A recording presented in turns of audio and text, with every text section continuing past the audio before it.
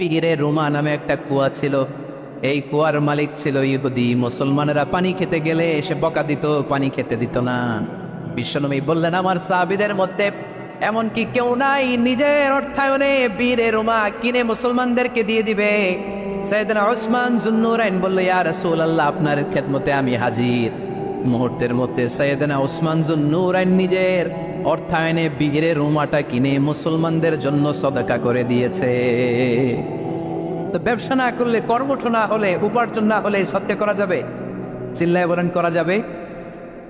সুনানে তিরমিজির বর্ণনা, বিষ্ণু ঈসা ইসলাম মক্কা থেকে যত সাহাবারা হিজরত করে মদিনায় এসেছে, মদিনাতে কোনো না কোনো সাহাবার সাথে বিশ্বনবী ভ্রাতৃত্বের বন্ধনে আবদ্ধ করে দিয়েছে। সুবহানাল্লাহ পড়েন। এজন্য মক্কা থেকে যারা এসেছে এদেরকে বলে মুহাজির। এদেরকে কি বলে? আর মদিনায় যারা ছিল এদেরকে বলে আনসার। এদেরকে কি বলে? আওয়াজ করে উত্তরে দিবেন। মক্কা থেকে যারা এসেছে তাদের নাম, আর যারা মদিনার সাহাবী তাদের নাম আনসার। আজকে এই মাহফিলে লক্ষ্মীপুর এর বাইরে থেকে কারা কারা আসছেন দেখি?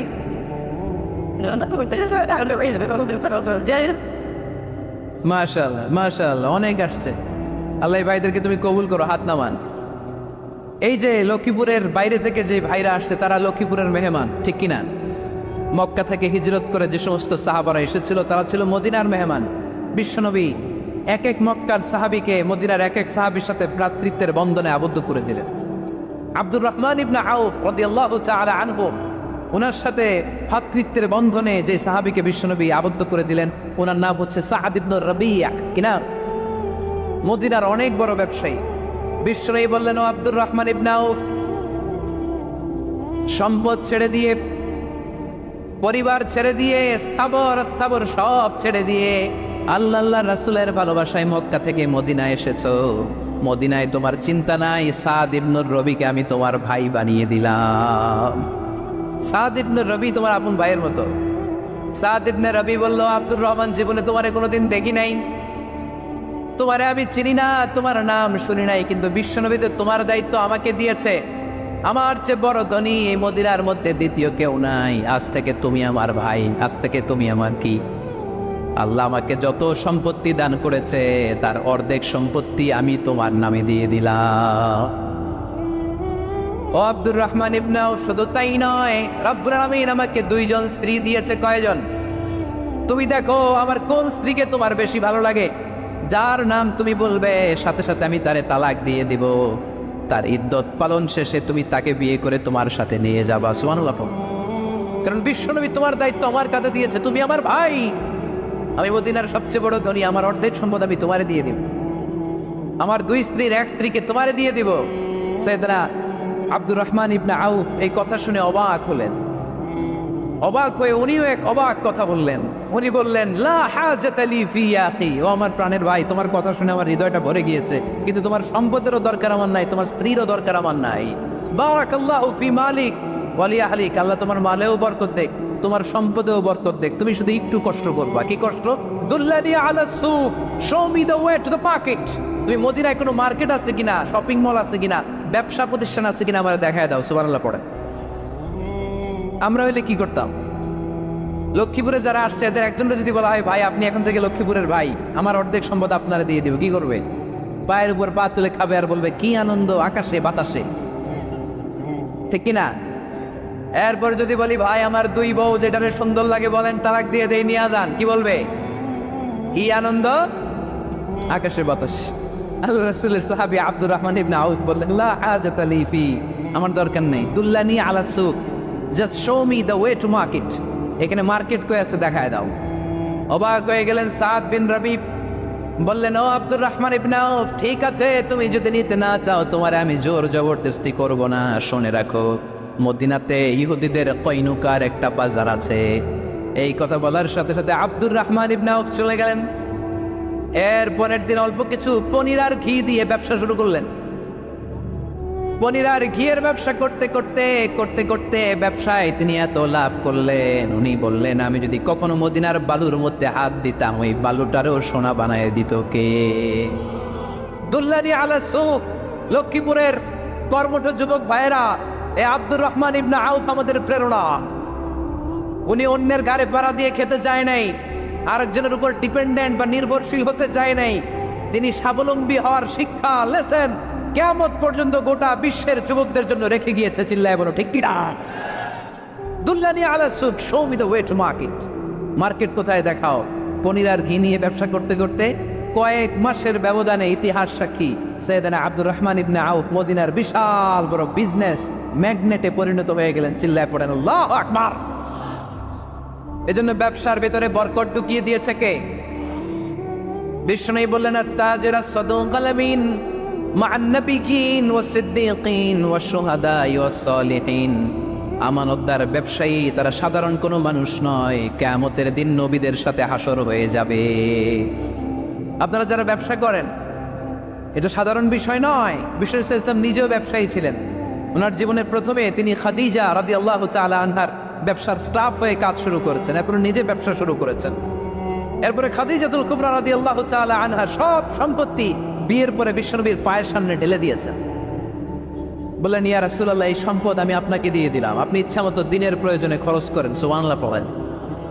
এজন্য বিষ্ণু ইসলাম আমাদের জন্য উপমা, আব্দুর রহমান ইবনে আউফ আমাদের জন্য উপমা। যারা ব্যবসা করেন তারা বিষ্ণু ইসলামের সুন্নাহ পালন করছেন। আত-তাজির আস-সাদুক আল আমিন। বিষ্ণু বললেন, সত্যবাদী আমানতদার ব্যবসায়ী যে ব্যবসা করতে যে মিথ্যা কথা বলে না। অনেক ব্যবসায়ীরা আছে পণ্য চালানোর জন্য মিথ্যা কথা বলে আর কসম কাটে, আসনা নাই।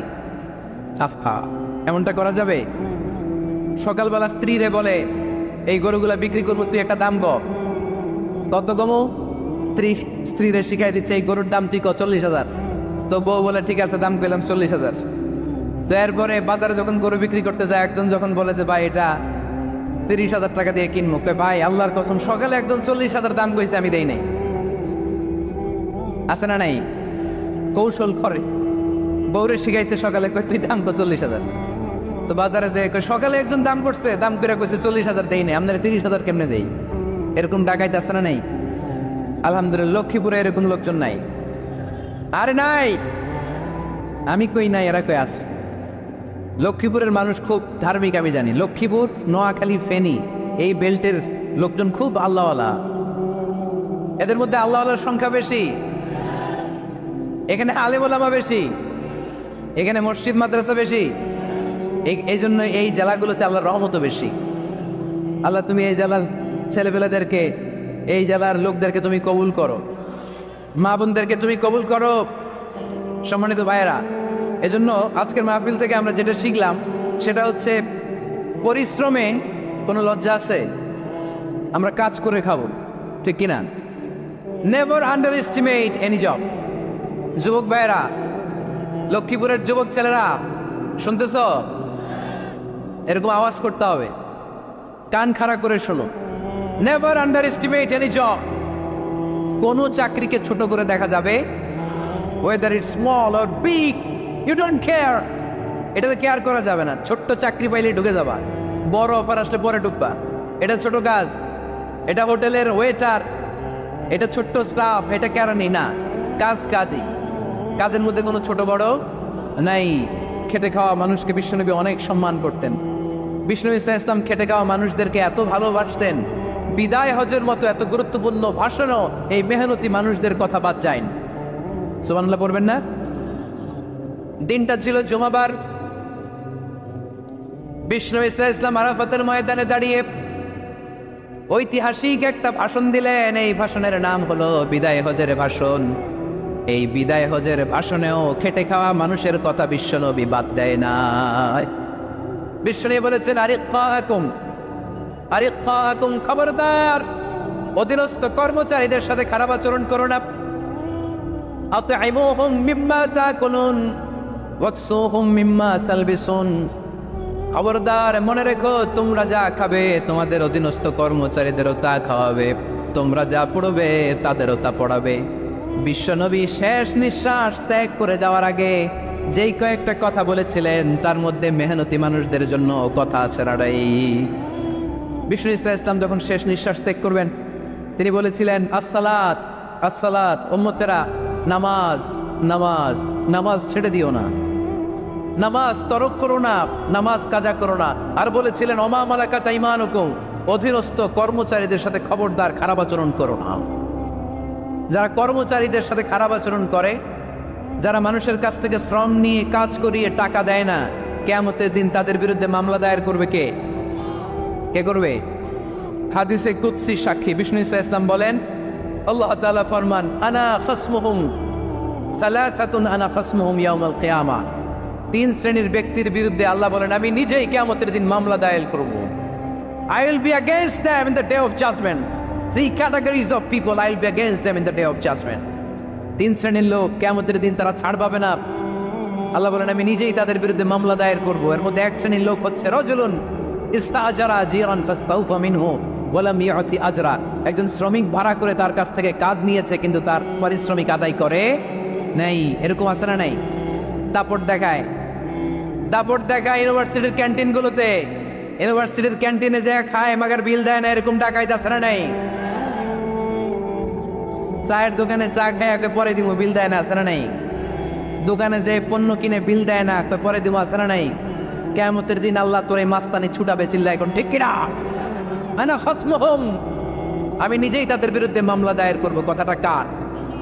এজন্য বিশ্বনবী বললেন, খবরদার, মেহনতি মানুষ, খেটে খাওয়া মানুষ, এদের দোয়া কবুল হয়ে যায়। আতুল আজিরা আজরাহু ক্বাবলা আন ইয়াজিফা আরাকুহু। খবরদার, বিশ্বনবী বললেন, শ্রমিকের ঘাম শুকিয়ে যাওয়ার আগে তাদের পারিশ্রমিক মিটিয়ে দাও। বিশ্বনবীর বিখ্যাত হাদিস, আতুল আজিরা আজরাহু ক্বাবলা আন ইয়াজিফা আরাকুহু। শ্রমিকের ঘাম মাটিতে লাগার আগে, শুকিয়ে যাওয়ার আগে তাদের পারিশ্রমিক মিটিয়ে দাও। কেননা তারা যদি বদদোয়া করে তোমার জীবনকে জাহান্নাম বানিয়ে দিবে কে? বিষ্ণু ইসলাম সব সময় খেটে খাওয়া মানুষদেরকে আগলে রাখতেন। সব সময় শুধু যে ভাষণে মেহনতি মানুষদের সাথে ভালো আচরণ করতে বলতেন, শ্রমিকদের সাথে ভালো আচরণ করতে বলতেন, এমনটা নয়। ওনার ব্যক্তিগত জীবন ঘাটলেও দেখা যায় উনি শ্রমিকদের সাথে কেমন আচরণ করেছেন। বিষ্ণু ইসলামের একজন খাদেম ছিল, আপনারা তার নাম জানেন? কি নাম? সবাই বলেন আনাস। আওয়াজ করে বলেন, বিশ্বনবীর খাদেমের নাম। নামটা কেমন লাগে? ভালো লাগে? ছেলে হইলে রাখবেন তো? রাখবেন? অনেকে আমার জিজ্ঞেস করে যে আমার একটা ছেলের নাম বলে দেন। এই এলাকার যদি কারো সম্ভাব্য আগন্তুক 2 মাস পরেই ছেলে পৃথিবীতে আসবে, এর নাম রাখবেন আনাস। নাম কি রাখবেন? খাদিমু রাসূলিল্লাহ, আল্লাহ রাসূল সাল্লাল্লাহু আলাইহি ওয়াসাল্লামের খাদেম। এই খাদেমের কাছ থেকে একটু শোনেন ওনার মালিক কেমন ছিল। শুনবেন নাকি কষ্ট হচ্ছে? সম্মানিত ভাইরা, খেয়াল রাখবেন, কোন পীর সাহেবের ব্যাপারে যদি আপনি রিপোর্ট চান, পীর সাহেবের বউয়ের কাছ থেকে শুনবেন। কথা কয় না, বোঝে নাই বোধ হয়। একজন পীর সাহেব হুজুর উনি কেমন, রিপোর্ট নেবেন কার কাছ থেকে? কার কাছ থেকে? বউয়ের কাছ থেকে। একজন বড় সাহেব, বড় নেতা, তার ব্যাপারে যদি রিপোর্ট পেতে চান, আমি কয়েকটা জায়গা বলে দিই, এই জায়গাগুলো থেকে রিপোর্ট নেবেন। 1 নাম্বার তার ড্রাইভার, 1 নাম্বার। 2 নাম্বার তার বাড়ির দারোয়ান, 2 নাম্বার। 3 নাম্বার তার খাদেম, 3 নাম্বার। 4 নাম্বার তার ঘরের কাজের মেয়ে, 4 নাম্বার। এদের কাছ থেকে আসল রিপোর্ট পাওয়া যায়, ঠিক কিনা? এবার বিশ্বনবীর ব্যাপারে বিশ্বনবীর খাদেম কি বলে শুনবেন? বোঝে নাই বোধ হয়। বিশ্বনবীর ব্যাপারে বিশ্বনবীর খাদেম কি কমেন্টস করছে শুনতে চান? খাদেমের নাম আরো জোরে বলতে হবে। আনাস রাদিয়াল্লাহু তাআলা, আনাস রাদিয়াল্লাহু তাআলা আনহু বলেন, বিশ্বনবী যখন মক্কা থেকে মদিনায় হিজরত করে আসলেন, মদিনার অলিতে গলিতে আনন্দের বন্যা বয়ে গেল। তলা আল বাদরু আলাইনা বলে সবাই বিশ্বনবীকে বরণ করে নিল। সবাই বিশ্বনবীর সাথে দেখা করতে আসলো। সবাই যখন আনসারী নারী পুরুষরা দেখা করতে যায়, আমার আম্মাও বলল, আনাস, মক্কা থেকে বিশ্বনবী এসেছে, চলো তোমারে নিয়ে দেখা করতে যাই। আনাসের মা আনাস রাদিয়াল্লাহু তাআলা আনহু যখন খুব ছোট্ট, তিনি যে দেখে মানুষের ভিড়ে আনাসকে নিয়ে সামনে যাওয়া যায় না। আর তিনি দেখলেন মদিনার অলিতে গলিতে মানুষের ভিড়, আনসারী, আবাল বৃদ্ধ বনিতা, নারী পুরুষ সবাই বিশ্বনবীর সাথে দেখা করছে। আর যারাই দেখা করছে হাতে কোনো না কোনো হাদিয়া নিয়ে বিশ্বনবীর সাথে দেখা করতেছে। সুবহানাল্লাহ কবেন না? আনসারী যত সাহাবারা বিশ্বনবীর সাথে দেখা করতে এসেছে, কি নিয়ে আসছে? কথা কয় না। তাহা দাও তাহাব্বু, হাদিয়া দাও, একে অপরকে হাদিয়া দাও। তোমাদের মধ্যে ভালোবাসার বন্ধনকে বাড়িয়ে দিবে কে? আনাসের মা বললেন, আমি মানুষ ধাক্কাতে ধাক্কাতে বিশ্বনবীর সামনে পর্যন্ত গেলাম, যে দেখি সবাই বিশ্বনবীরে হাদিয়া দেয়। আমি বিশ্বনবীর সামনে যে কাঁদো কাঁদো সরে বললাম, ইয়া রাসূলুল্লাহ, ইয়া হাবিবাল্লাহ, লাম ইউবকি রাজুলুন ওয়ালা ইমরাআতুন মিনাল আমসার ইল্লা ক্বাদ আতহাফাকা বিতুহফা। ও নবী, আমি দেখতে পেয়েছি আনসারী এমন কোন নারী নাই, এমন কোন পুরুষ নাই যে আপনাকে আপনার হাতে কোনো না কোনো হাদিয়া দেয় নাই। ওয়া ইন্নী লা আকদিরু আলা যালিকা মা উতহিফুকা বি। কিন্তু ইয়া রাসূলুল্লাহ, ইয়া হাবিবাল্লাহ, আমার কাছে তো কোনো টাকা নাই, আমার কাছে কোনো পয়সা নাই, আমার ঘরে এমন কোনো জিনিস নাই যেই জিনিসটা আমি আপনারে হাদিয়া দেব। ইল্লা ইবনি হাদা, আমার এই নাট ছেড়া ধন কলিজার টুকরা সন্তান আনাস ছাড়া। ও আখিরি জামানার পয়গম্বর, আমি আমার কলিজার টুকরা আনাসকে আপনারে হাদিয়া দিয়ে দিলাম। ইয়া রাসূলুল্লাহ, মদিনার আনসারী এমন কোন নারী পুরুষ কেউ তো বাকি নাই যে আপনাকে হাদিয়া দেয় নাই, সবাই তো হাদিয়া দিল, কিন্তু আমি তো হাদিয়া দেওয়ার মতো আমার কাছে কিছু নাই। আপনারা কি হাদিস থেকে নেয়া এই গল্পটা বুঝতে পেরেছেন? কথাটা শুনতেছিলেন? আনাস রাদিয়াল্লাহু তাআলা আনহুর মা বললেন, ইয়া রাসূলুল্লাহ, আনসারী এমন কোন নারী নাই, এমন কোন পুরুষ নাই যে আপনারা হাদিয়া দেয় নাই, কিন্তু আমার তো হাদিয়া দেওয়ার মতো কিছু নাই আমার এই কলিজার টুকরা আনাস ছাড়া। কি আর আমি করবো, আমার কলিজার টুকরা আনাসকে আমি আপনার দরবারে হাদিয়া দিয়ে দিলাম। ইয়া রাসূলুল্লাহ, আমার ছেলেটারই আপনারা হাদিয়া দিলাম। খুদ হাদা ইয়াখদুমু কামা বাদা লাক, আপনার যেই কাজ লাগবে, যেই খেদমতের প্রয়োজন আপনার এই খেদমত করবে। ও নবী, আমি জানি আনাস আপনার বেশি খেদমত করতে পারবে না। আনাস আপনার মেসওয়াক এনে দিবে, অজুর পানি এনে দিবে, জুব্বা লাগলে জুব্বাটা এনে দিবে, ছোটখাটো কাজ করে আপনারে সাহায্য করবে। আমার কলিজার টুকরা সন্তানকে চিরকালের জন্য আমি আপনারে হাদিয়া দিয়ে দিলাম। আনাস রাদিয়াল্লাহু তাআলা আনহু বর্ণনা করছেন, আমি দাঁড়িয়ে দাঁড়িয়ে শুনছি আমার আম্মা বলছে আমি নাকি বিশ্বনবীর জন্য হাদিয়া। সুবহানাল্লাহ পড়েন। এবার খেদমত শুরু করলো সাইয়েদনা আনাস। ছোট্ট মানুষ কি আর করবে, কতটুকু খেদমত আর করতে পারবে? বিশ্বনবীর মেসওয়াকটা এনে দেয়। সুবহানাল্লাহ পড়েন। বিশ্বনবীর আতরের শিশিটা এনে দেয়, বিশ্বনবীর জাইতুনের তেলের বোতলটা আগিয়ে দেয়, বিশ্বনবীর জামাটা প্রয়োজনে বিশ্বনবীর হাতে এনে দেয়।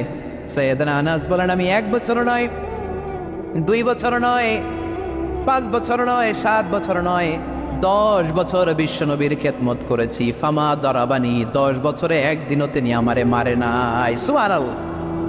একদিন আমার গায়ে হাত তোলে নাই।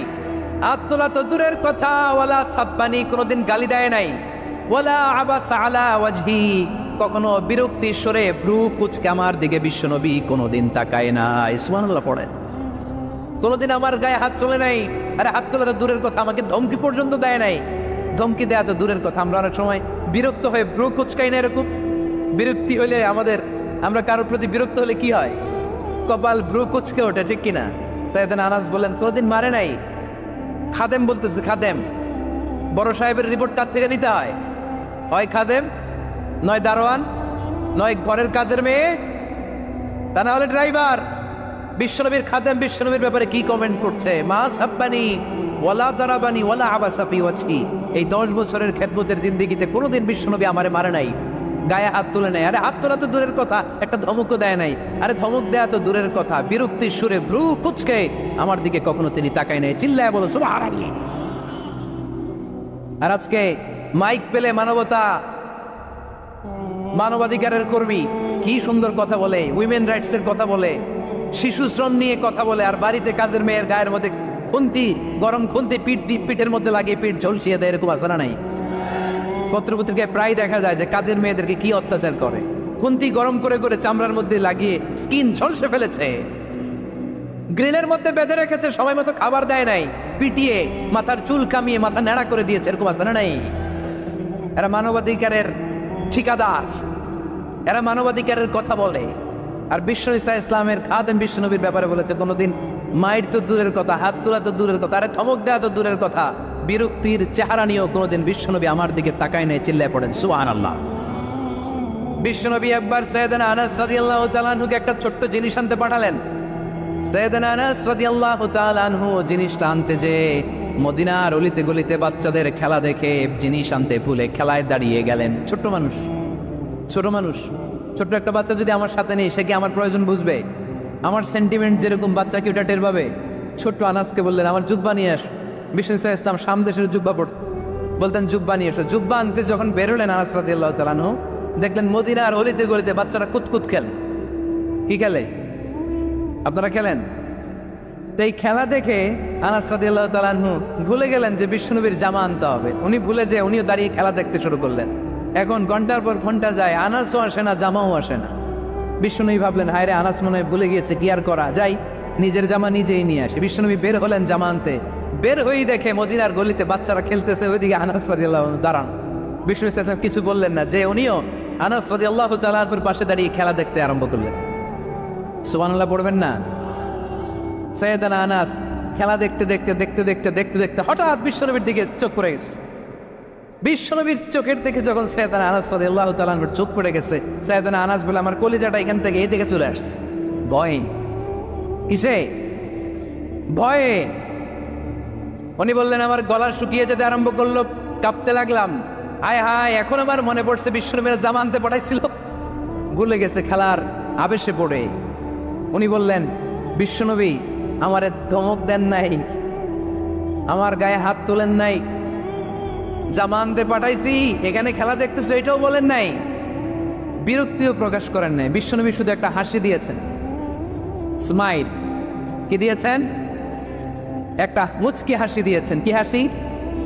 সাইয়েদানা আনাস বলে ওই যে ওই দিনের বিশ্বনবীর মুচকি হাসির শাসন মরার আগের দিন পর্যন্ত আমি আনাসকে সোজা রাস্তায় রেখেছি, আর ডানে বায়ে নেয় নাই। শাসন করতে জানলে লাঠি লাগে না, শাসন করতে জানলে ধমক লাগে না, শাসন করতে জানলে পিট্টি দেয়া লাগে না। মুচকি হাসি দিয়েও শাসন করা যায় কি যায় না? সাইয়েদানা আনাস বলেন কোনোদিন মারে নাই, কোনোদিন ধমক দেয় নাই, সব সময় আমাকে আদর করেছে। চিল্লায় পড়েন সুবহানাল্লাহ। এজন্য সব সময় বিষ্ণু ইসলাম শ্রমিকদেরকে ভালোবাসতেন। শ্রমে কোনো লজ্জা নাই, লজ্জা হচ্ছে অলসতায়। আজ থেকে এই মাহফিল, এই এত বড় আয়োজন, এত বড় গ্যাদারিং তখনই সার্থক হবে যখন আমরা এই সিদ্ধান্তে আসতে পারবো যে আমরা অলস সময় কাটাবো না, আমরা আমাদের এই সময়গুলোকে প্রোডাক্টিভ ওয়েতে কাজে লাগাবো, কোনো না কোনো কাজের সাথে জড়িত হব। Never underestimate any job, whether it's big or small, বড় হোক বা ছোট হোক, কোনো কাজকে আমরা ছোট করে দেখবো না।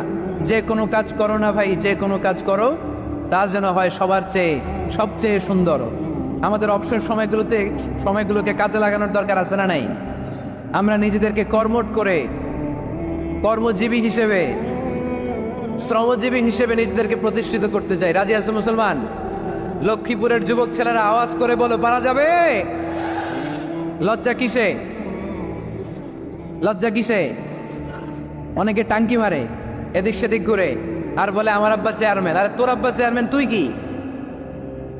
আমার আব্বা MP, member of the parliament. আরে তোর বাবা এমপি, এটা তো তার গৌরব, তোর কি আছে সেটা বল। এজন্য নিজের পায়ে দাঁড়াবো। অলসতার সাথে আমাদের কোনো সম্পর্ক। আজকের এই মাহফিল থেকে আমরা অলসতা, অকর্মণ্যতাকে নো বলে দিলাম। অলসতাকে আমরা কি বললাম? আরো জোরে বলতে হবে, অলসতাকে কি বলবো? আর সব সময় কর্মঠ থাকবো, এনার্জেটিক থাকবো, নিজের পায়ে দাঁড়াবো, আইডিয়া জেনারেট করব, এন্টারপ্রেনার হওয়ার চেষ্টা করব, নতুন নতুন উদ্যোক্তা হওয়ার মাধ্যমে আমরা আমাদের নিজেদের ভাগ্য পরিবর্তনের চেষ্টা করব। কারণ আল্লাহ বলেছেন ইন্নাল্লাহা লা ইউগাইয়িরু মা বিকাউমিন হাত্তা ইউগাইয়িরু মা বিআনফুসিহিম। আল্লাহ তাআলা ততক্ষণ পর্যন্ত কোনো জাতির ভাগ্যের চাকার পরিবর্তন করে না যতক্ষণ পর্যন্ত ওই জাতি নিজে নিজের ভাগ্যের চাকার পরিবর্তন করতে না চায়। চিল্লা এখন ঠিক কি না? কাজে কোনো লজ্জা নাই, পরিশ্রমে কোনো লজ্জা আছে? যিনি রিক্সা চালায় এতে তার কোনো লজ্জা আছে? দিনমজুর, কুলি, ঠেলা গাড়ি চালায়, ছোট্ট ব্যবসা করে, এতে কোনো লজ্জা আছে? লজ্জা নাই। খেয়াল রাখবেন, লজ্জা হচ্ছে অলসতায়। লজ্জা কিসে? বিষ্ণু ঈসা ইসলাম বলেছেন মা আকালা আহাদুন তুআমান কাত্তু খায়রুম মিন আইয়াকুলা মিন আমালি ইয়াদি। নিজ হাতে উপার্জিত খাবারের চেয়ে, অর্থের চেয়ে শ্রেষ্ঠ খাবার পৃথিবীর কোনো মানুষ কোনোদিন ভক্ষণ করে নাই। চিল্লা এখন সুবহানাল্লাহ। শ্রেষ্ঠতম খাবার নিজ হাতে উপার্জিত খাবার, ঘাম জড়িয়ে যে অর্থ উপার্জন করা হয়, যে ইনকাম করা হয়, এটা হালাল। আর হালাল খেয়ে দোয়া করলে কবুল করে কে? এজন্য খেটে খাওয়া মানুষ, শ্রমজীবী মানুষ আর মেহনতি মানুষদেরকে বিশ্বনবী খুব ভালোবাসতেন। তারা বিশ্বনবীর বন্ধু আর বিশ্বনবী ছিল তাদের বন্ধু। সুবহানাল্লাহ পড়েন। এত ভালোবাসতেন বিশ্বনবী খেটে খাওয়ার মেহনতি মানুষদেরকে। সব সময় বিষ্ণু ইসলাম তাদের জন্য দোয়া করতেন। এই জন্য যারা খেটে খায় তারা কপালওয়ালা, তারা মুস্তাজাবুদ দাওয়া। তারা কি মুস্তাজাবুদ দাওয়া? মানে এমন ব্যক্তি যে ব্যক্তি দোয়া করতে দেরি হয় কিন্তু দোয়া কবুল হতে দেরি হয় না। আপনারা এখানে ব্যবসা করেন কে কে? দেখি তো, হাত তুলেন তো। ব্যবসা, মাশাআল্লাহ, অনেক ব্যবসায়ী আছে তো দেখি। আচ্ছা, হাত নামান। চাকরি করেন কে কে? চাকরি, চাকরিও তো অনেক করে দেখি, হাত নামান। প্রবাসী, ছুটিতে দেশে আসছেন। হুজুর আমি আছি, কই? আপনি দেখতে আসছেন? মাশাআল্লাহ। কোন দেশে থাকেন? সৌদি আরব। আলহামদুলিল্লাহ। সৌদিতে ভাল লাগে নাকি সৌদি স্বপ্নের দেশ, খাটতে খাটতে জীবন শেষ? ইনশাআল্লাহ। আচ্ছা, ইউনিভার্সিটির স্টুডেন্ট আছো কারা কারা দেখি? মাশাআল্লাহ, হাত নামাও।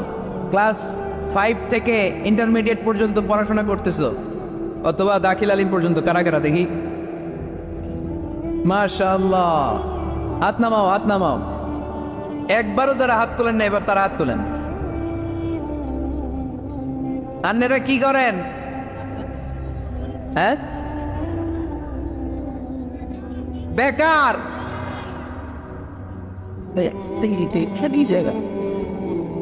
বাংলাদেশে চাকরির বাজার খুব মন্দা, ঠিক কিনা? বাংলাদেশ ইন্ডিয়াতে চাকরি পেতে অনেক কষ্ট। সামান্য একটা পদের জন্য যেখানে চেয়েছে ক্লাস 8 পাস, এখানে ডবল মাস্টার ডিগ্রি অ্যাপ্লাই করছে কয়েক লক্ষ। এজন্য আমাদেরকে উদ্যোক্তা হতে হবে। You have to be the entrepreneur. আমাদের উদ্যোক্তা দরকার, বেশি বেশি নতুন নতুন উদ্যোক্তা। নিজেই এমন আইডিয়া নিয়ে আসবে যে আইডিয়া বিক্রি করে দুর্দান্ত আইডিয়া দিয়ে তুমি পুরো দেশ কাঁপিয়ে দিতে পারো। পারা যাবে না লক্ষ্মীপুরের ছেলেরা? আইডিয়ার অনেক দাম। You have to generate new ideas. নতুন নতুন আইডিয়া এনে মানুষ গোটা বিশ্বকে তাক লাগিয়ে দিচ্ছে। এই যে গত কয়েক বছর আগে কারের একটা রাইড চালু হয়েছে, নাম হয়েছে উবার। কি নাম? ঢাকায় যারা চলাফেরা করেন তারা হয়তো চড়েছেন। উবারের নাম শুনছেন না? এই উবার কোম্পানি কি করে জানেন? নিজেদের ব্যবসা নাই, পুঁজি নাই, পাত্তি নাই, অফিস নাই, কিচ্ছু নাই, কোটি কোটি টাকা হাতায় নিচ্ছে। Just idea, just they are generating new ideas. নতুন নতুন আইডিয়া দিয়ে গোটা বিশ্ব কাঁপিয়ে নিয়েছে একটা মোবাইল অ্যাপসের মাধ্যমে। কিসের মাধ্যমে? Mobile apps. একটা কোম্পানি খুলেছে, গোটা বিশ্বের সব প্রাইভেট কারওয়ালারা ওইখানে রেজিস্ট্রেশন করে আপনি মোবাইলে কোথায় যাবেন, কোত্থেকে যাবেন লিখবেন, গাড়ি আপনার বাড়ির সামনে এসে হাজির। তার একটা পার্সেন্টেজ ওই উবার কোম্পানি পায়। ইউনাইটেড স্টেটস অফ আমেরিকার একটা স্টেট আছে সান ফ্রান্সিসকো, ওইখান থেকে শুরু করছে। 775টা সিটিতে ওদের অপারেশন আছে। বাংলাদেশে ঢাকাতেও আছে। আমি মালয়েশিয়াতে থাকি, ওখানেও আছে, ওখানেও আমরা চড়ি। প্রায় 63টা দেশে ওদের কাজ বাজ আছে। গত বছরে 2018 সালে ওদের প্রফিট ছিল, রেভিনিউ ছিল 11.27 billion US dollar, 11.27 US billion dollar. Just they are selling their ideas. নতুন নতুন আইডিয়া দিয়ে গোটা বিশ্ব কাঁপাচ্ছে। এই উবার যখন চালু হলো, আমি তখন মালয়েশিয়ায় শুনলাম বাংলাদেশে নতুন আর একটা বাইরে হচ্ছে, পাঠাও। কি নাম? এটা বোধহয় সারা বাংলাদেশ ব্যাপী হয় নাই, 3টা জায়গায়, সিলেটে, চট্টগ্রামে আর ঢাকায়। এরা আরো চালাক। বাংলাদেশের ছেলেপেলেদের মাথায় চিকন চিকন অনেক বুদ্ধি। এরা ভাবলো এই উবার দিয়ে আর আমরা কত আগাবো, আমাদের গাড়ি আরো ছোট করতে হবে। এরা মোটরসাইকেল রাইড দেওয়া শুরু করছে। জ্যামের শহর ঢাকা, চিপা চাপা দিয়া এরা আপনারা নিয়ে জায়গা মতো পৌঁছায় দেবে। তো এই যে উবারের পরে আমাদের ছেলেরা বানাইলো পাঠাও। এরপরে কত কিছু বানাচ্ছে ছেলেপেলেরা, আমি তো এগুলো দেখে অবাক। রকমারি.com নাম শুনছো? বিক্রয়.com নাম শুনছো? ঘরে বসে বসে কোটি কোটি টাকা হাতিয়ে নিচ্ছে তারা। Just they are selling their ideas. যেহেতু আমাদের চাকরি কম, ওই চাকরির বাজারে আমরা লাইন দিতে চাই না। আমাদের মেধাকে খাটিয়ে খাটিয়ে আমরা নতুন তরুণ উদ্যোক্তা বানাতে চাই। চিল্লায় বলো ঠিক কিনা? উদ্যোক্তা যত বাড়বে ততই দেশের কল্যাণ হবে। মানুষ তাদের আইডিয়াকে কাজে লাগিয়ে গোটা বিশ্বকে তাক লাগিয়ে দিচ্ছে। আমরা আমাদের সমতল ভূমিতে চাষ করতে চাই না। মালয়েশিয়াতে একটা এলাকা আছে ক্যামেরুন হাইল্যান্ড, ওরা পাহাড়ের মধ্যে চাষাবাদ করে গোটা মালয়েশিয়ার খাদ্যদ্রব্যের অভাবকে মুক্ত করে দিয়েছে। পাহাড়ের মধ্যে ওখানে ফুলের বাগান, ক্যামেরুন হাইল্যান্ড, প্রায় 6000 ফিট উঁচু, প্রচন্ড ঠান্ডা। এই ঠান্ডা পাহাড়ে হিল ট্রাক্স এরিয়াতে মালয়েশিয়ার এই ক্যামেরুন হাইল্যান্ডে ওখানে আছে ফুলের বাগান, আছে ফলের বাগান, আছে চায়ের বাগান, ওখানে মধুর চাষ হয়, ওখানে শাকসবজি চাষ হয়, ওখানে অনেক কিছু চাষাবাদ হয়। ওই ফলমূল শাকসবজি দিয়ে গোটা মালয়েশিয়ার 14টা স্টেটে যত শাক সবজি ফলমূল লাগবে ওরা আঞ্জাম দেয়। আর আমরা আমাদের সমতল ভূমিতে চাষ করতে চাই না, আমরা চাষাবাদকে খুব লজ্জা মনে করি। এটা ভুল আইডিয়া। আমাদের যে এলাকা যেই জিনিসের জন্য বিখ্যাত ওইটাকে আমাদের ব্র্যান্ডিং করতে হবে। লক্ষ্মীপুর কিসের জন্য বিখ্যাত? নারিকেল সুপারি। নারিকেল সুপারি যে পৃথিবীর কত মানুষ, ইন্দোনেশিয়ান লোকেরা মরির মতো খায় নারিকেল আর সুপারি। তো এইটারে আমাদের ব্র্যান্ডিং করতে হবে। যেই দেশে যেটা আছে, যে এলাকা যেই পণ্যের জন্য বিখ্যাত ওইটা আমাদের ব্র্যান্ডিং করতে হবে। আমাদের আদমজির জুট মিল বন্ধ না, পাওয়ানি জুট মিল বন্ধ। আমাদের পাট শিল্পকে ধ্বংস করে দিয়ে ইন্ডিয়া এখন ওই কটনের পাঞ্জাবি বানায়, জুট কটনের পাঞ্জাবি। আছে না নাই? পুরা বাংলাদেশের মার্কেট এই জুট কটনের পাঞ্জাবি দিয়ে সয়লাভ। আমাদের বাংলাদেশের পাট দিয়ে যদি আমরা বিহি পাঞ্জাবি বানাতে পারতাম, গোটা বিশ্ববাজারকে আমরা দখল করে নিতে পারতাম, ঠিক কিনা? এই জন্য আমাদেরকে নতুন নতুন আইডিয়া জেনারেট করতে হবে। চাকরির পিছনে বসে থাকলে চলবে না। আর আজান যদি হয়ে যায় ছুটে যাব মসজিদে, আর নামাজ শেষ হলে আমরা আমাদের কাজের দিকে চলে যাব। চিল্লায় বলেন ঠিক কিনা? যেটাই করবো আমরা ভালোভাবে করব। আল্লাহ বলেছেন লিয়াবলুয়াকুম আইয়ুকুম আহসানু আমালা। লক্ষ্মীপুরের ভাইয়েরা আওয়াজ করে উত্তর দেন, আওয়াজ করে উত্তর দিতে হবে। জান্নাতে যেতে হলে 100তে কত নাম্বার পেতে হবে? হ্যাঁ, হয় নাই 51। কি নাম তোমার? হ্যাঁ, ফরহাদ। জান্নাতে যেতে হলে 100তে আমার দরকার 51। 100তে কত লাগবে? ফাআম্মা মান সাকুলাত মাওয়াজিনুহু ফাহুয়া ফি আইশাতির রাদিয়া। সেদিন মিজানের পাল্লা যার ভারী হয়ে যাবে সে আনন্দ উৎসবে থাকবে। তো মিজানের পাল্লা ভারী হওয়ার জন্য 100তে আমার কত পাওয়া লাগবে? কত পাওয়া লাগবে? 51 পেলেই হয়ে যাবে। এজন্য আল্লাহ বলছেন লিয়াবলুয়াকুম আইয়ুকুম আহসানু আমালা। যেটাই করবে ভালোভাবে করবে। আল্লাহ এটা পরীক্ষা করতে চান যে আমরা ভালোভাবে কে কতটুকু আমল করেছি। যারা আরবি বোঝেন, আলেম ওলামা, আপনারা জানেন এখানে আল্লাহ বলেননি লিয়াবলুয়াকুম আইয়ুকুম আকসারু আমালা। আল্লাহ এটা দেখতে চান যে তোমাদের মধ্যে থেকে কে বেশি আমল করে। এটা বলছে আল্লাহ? বলে নাই। আল্লাহ বলেছে লিয়াবলুয়াকুম আইয়ুকুম আহসানু আমালা, যে ভালো করে করে। এজন্য আমরা যাই করি না কেন কি করে করব? আওয়াজ করে বলতে হবে। কেমন করে করব? যে কোনো কাজ করো না ভাই, যে কোনো কাজ করো তা যেন হয় সবার চেয়ে সবচেয়ে সুন্দর। পড়েন, যে কোনো কাজ করো না ভাই, যে কোনো কাজ করো তা যেন হয় সবার চেয়ে সবচেয়ে সুন্দর। পড়েন, যে কোনো কাজ করো না ভাই, যে কোনো কাজ করো তা যেন হয় সবার চেয়ে সবচেয়ে সুন্দর। হোক না সেটা পড়া লেখা, রঙের ভাষায় ছবি আঁকা। পড়েন, হোক না সেটা পড়া লেখা, রঙের ভাষায় ছবি আঁকা। হোক না সেটা সামান্য কাজ কিংবা মহত্তর, তা যেন হয় সবার চেয়ে সবচেয়ে সুন্দর। যে কোনো কাজ করো না ভাই, যে কোনো কাজ করো তা যেন হয় সবার চেয়ে সবচেয়ে সুন্দর।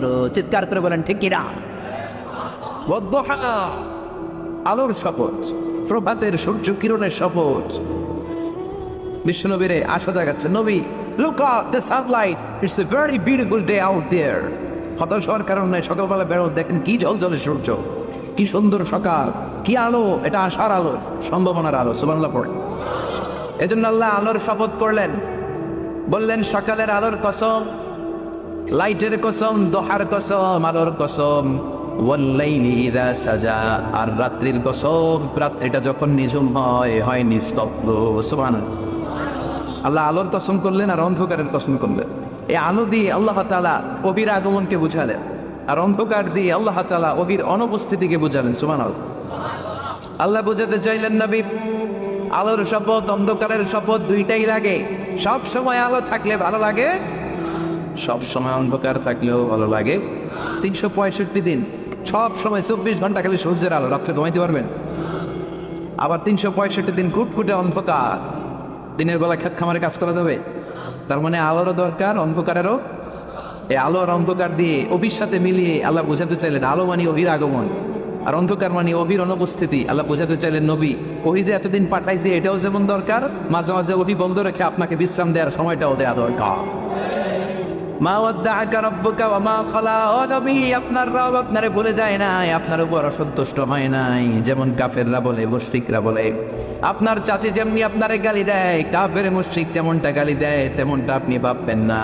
আপনার রব আপনারে ভুলে যায় নাই, ছেড়ে দেয় নাই, বরং আপনাকে বিশ্রামের সুযোগ করে দিয়েছে গো নবী। অভি বন্ধ রেখে বিশ্রামের সুযোগ দেওয়া হয়েছে। সবসময় অভি নাজির বলে আপনি সহ্য করতে পারবেন না, কারণ কোরআনের এই অভির আলাদা একটা পাওয়ার আছে না নাই? সূর্যের যেমনি আলো আছে, কিরণ আছে, অভির কিরণ আছে, এটার পাওয়ার আছে।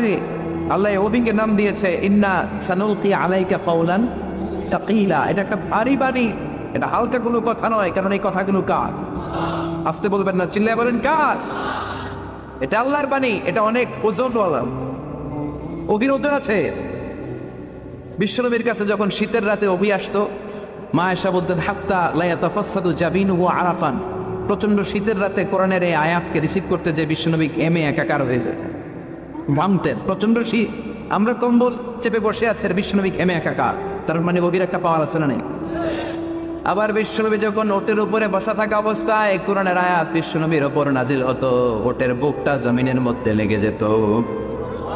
ঘোড়ার উপরে চড়া অবস্থায় যখন ওহী নাজিল হতো, ঘোড়ার পাগুলো, ফুরগুলো জমিনের ভিতরে তেপে যেত। বিশ্বনবী মাঝে মাঝে সাহাবাদের পায়ের উপর, এ রানের উপর মাথা রেখে শুয়ে থাকতেন, ঘুমাতেন। যায়েদ বিন হারেসা রাদিয়াল্লাহু তাআলা আনহু রানে বা পায়ে মাথা রেখে বিশ্বনবী একবার ঘুমিয়ে গেল। ঘন্টাখানেক ঘুমিয়ে আছে, যায়েদ বিন হারেসা টেরই পায় নাই বিশ্বনবীর মাথার আর কতটুকু ওজন। একটু পর তিনি বললেন, বিশ্বনবী চোখ খুললেন, ঘুম থেকে জাগলেন, কিন্তু শুয়েই রইলেন। হঠাৎ শুয়ে থাকা অবস্থায় তার উপর ওহী নাজিল হতে শুরু করল। যায়েদ বিন হারেসা বলে, আমার মনে হচ্ছে আমার পায়ের হাড্ডিটা ফেটে টুকরা টুকরা হয়ে যাবে, আমার রান ফেটে খান খান হয়ে যাবে। তার মানে ওহির একটা পাওয়ার আছে না নাই? আল্লাহ বোঝাতে চাইলেন নবী ওহি বন্ধ রেখেছি আমি ইচ্ছা করে, অতিরিক্ত প্রেসার